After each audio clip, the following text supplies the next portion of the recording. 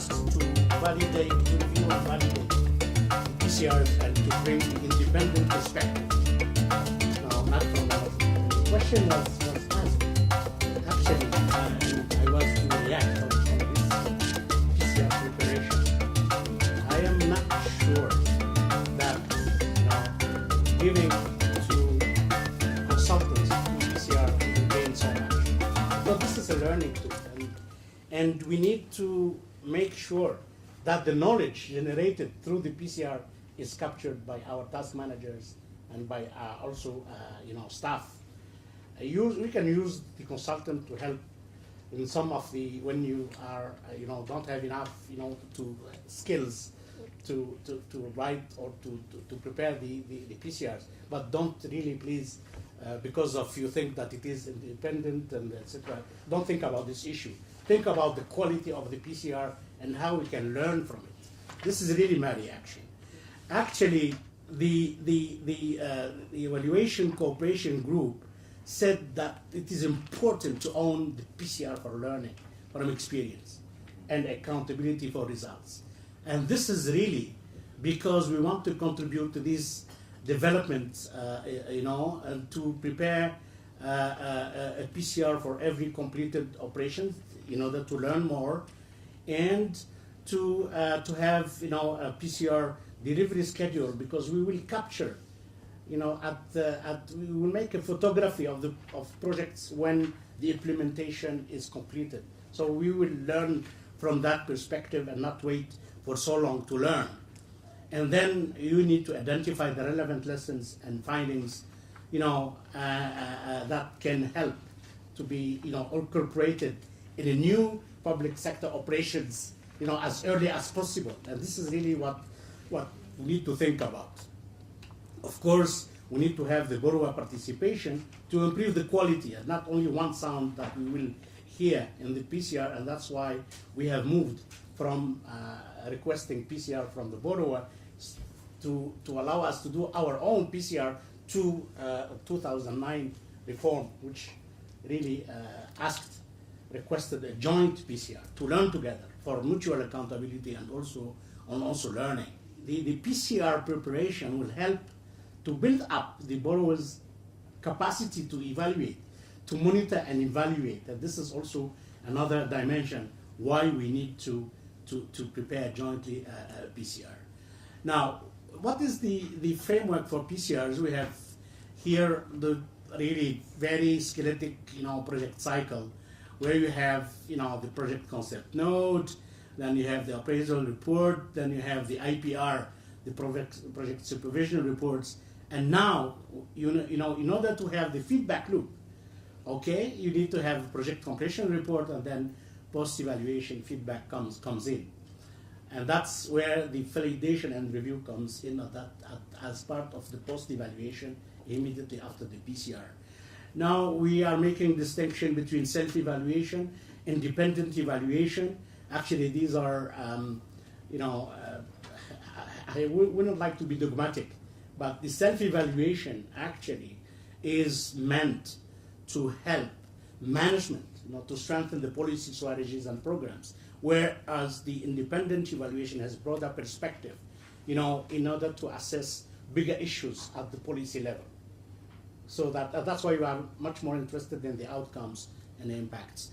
If you'd like, you can't see very well this, but just to let you know how the PCR is important to build up the higher level issues. The PCR, will help, guide at least the preparation of the sector strategy policy, upward. And then also to be part of the country portfolio reviews, and also part of the annual portfolio performance assessment that ORQR is preparing. And also, if you see, the PCR will help us to generate also sector evaluations. So we are using PCRs to generate information about what the bank is doing in delivering at the sector or the country level, and also at the even higher level at the review of development effectiveness level, which is beyond the completion, but also about development effectiveness and results on the ground. So here I'm insisting that the self-evaluation is the foundation of the independent evaluation. And without a good evaluation system, you may not have a good independent evaluation system. So both are important, and that's why your role in preparing good PCRs will help us in getting the upper level. I mean, about strategies, policies, etc. Now, there are some good practices in preparing the PCRs.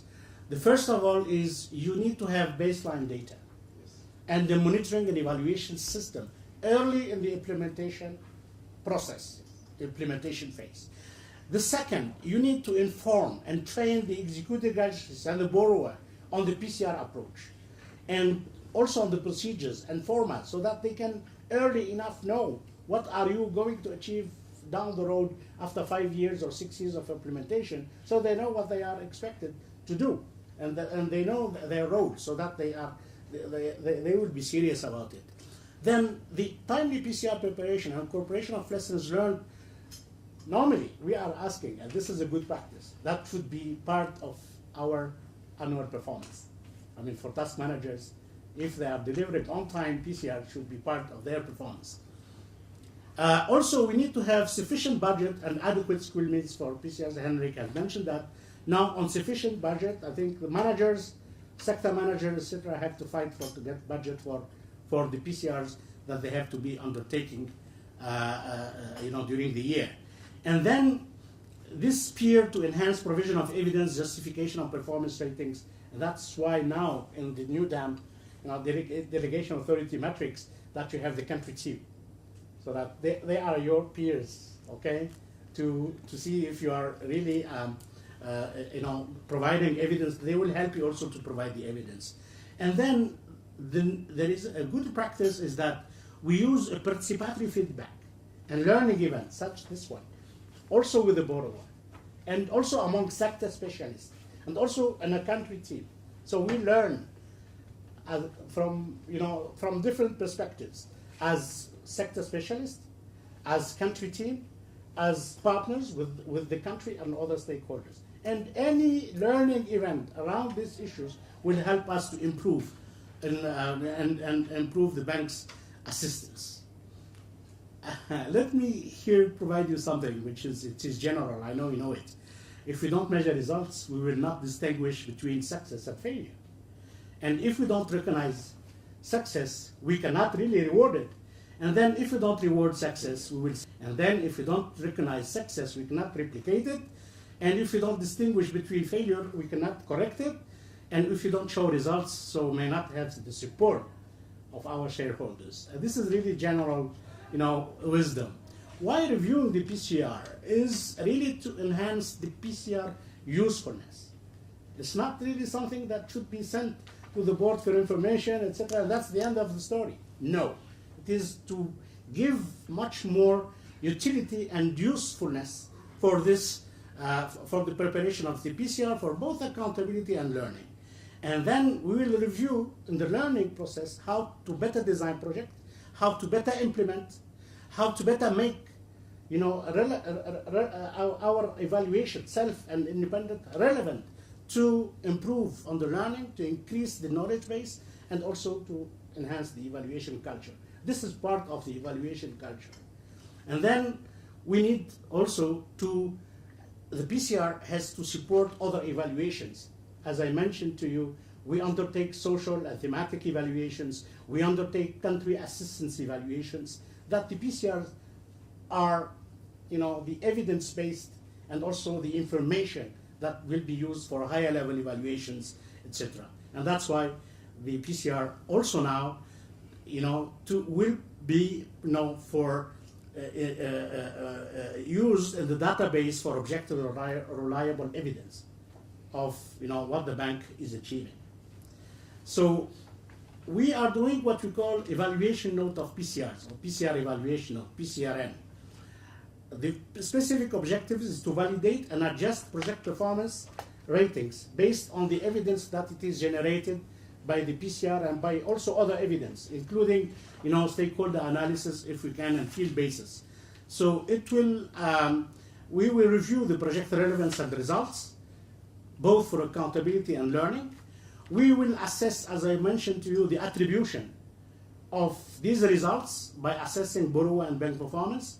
And we'll also assess the PCR quality by assessing how the PCR has documented the objectives achieved, the results achieved, and the development effectiveness of our intervention. And then, of course, the PCR evaluation note will advise if we need more evaluative work. And this is really important. When we do a PCR evaluation note, the final conclusion of the evaluator, what to do.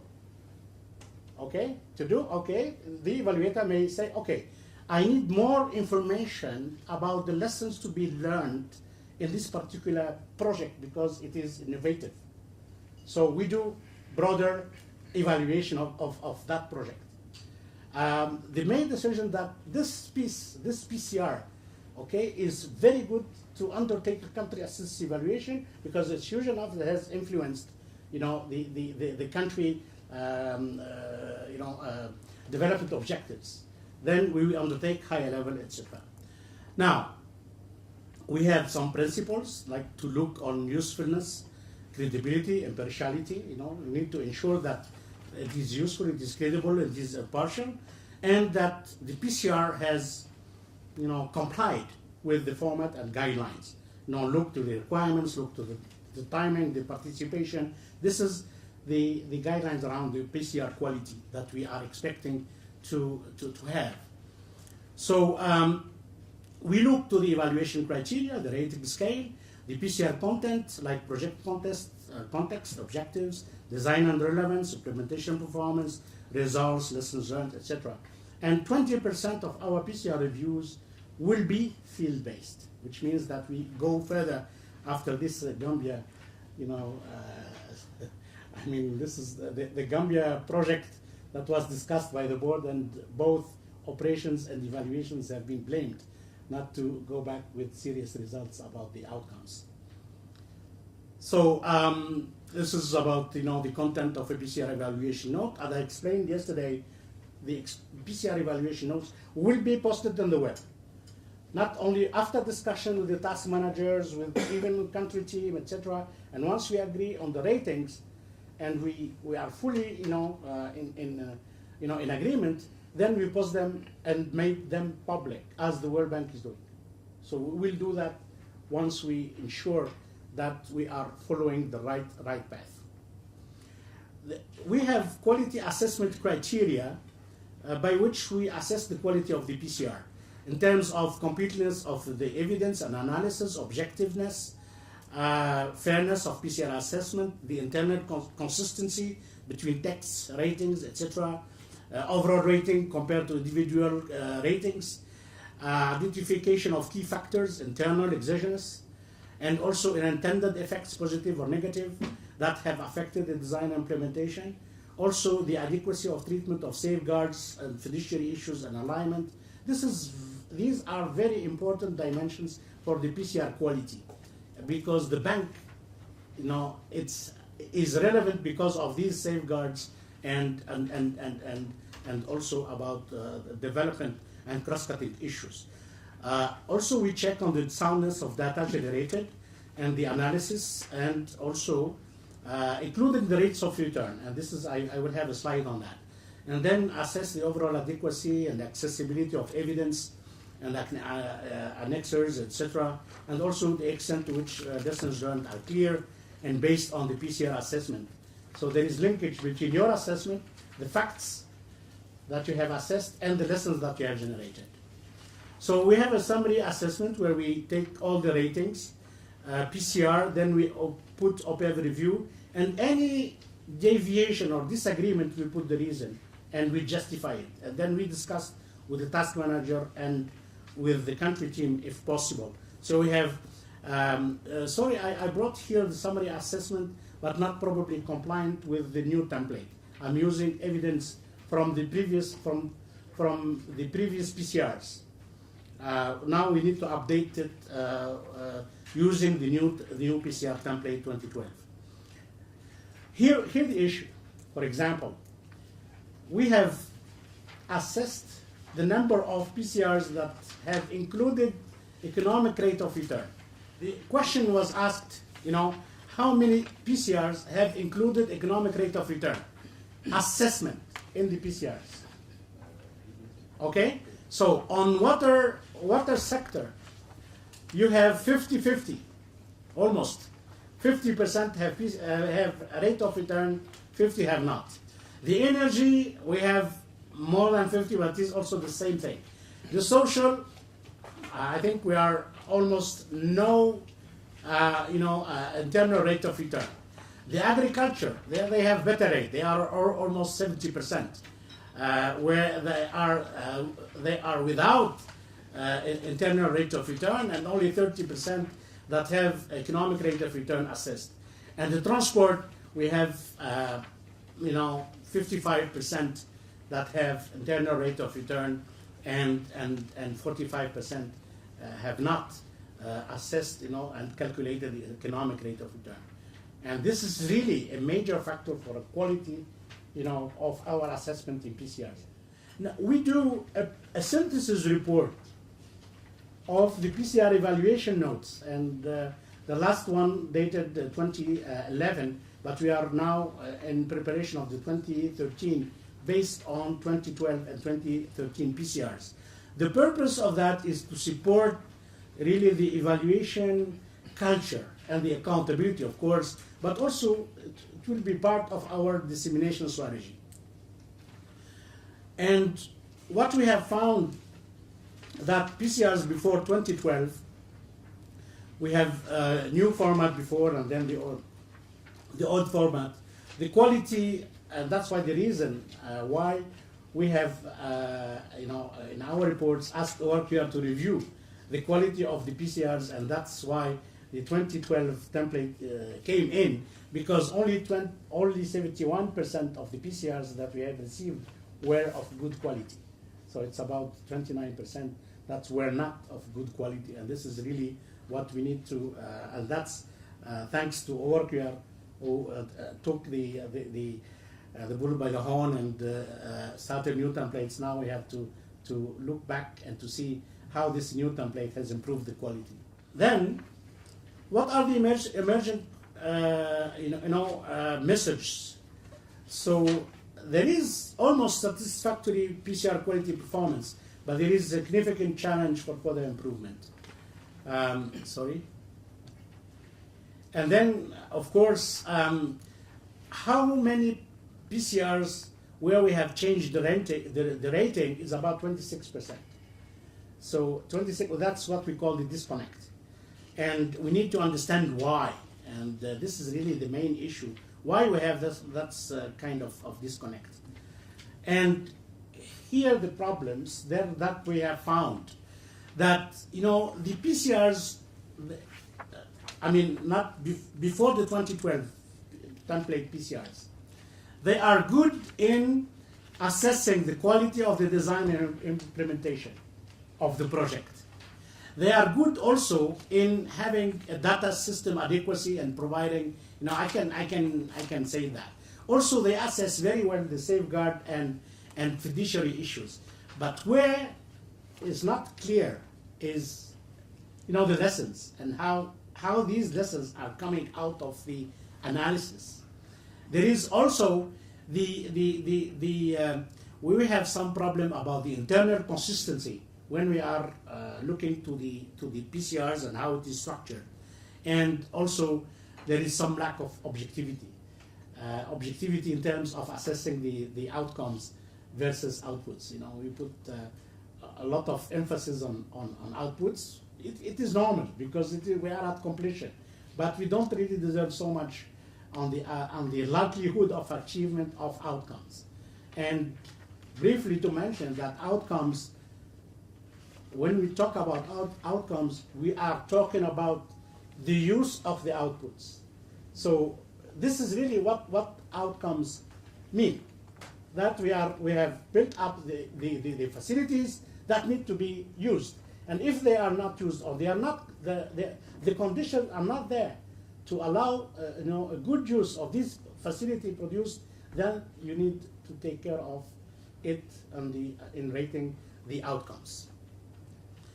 So the PCR compliance for before 2012, we are not on the new template.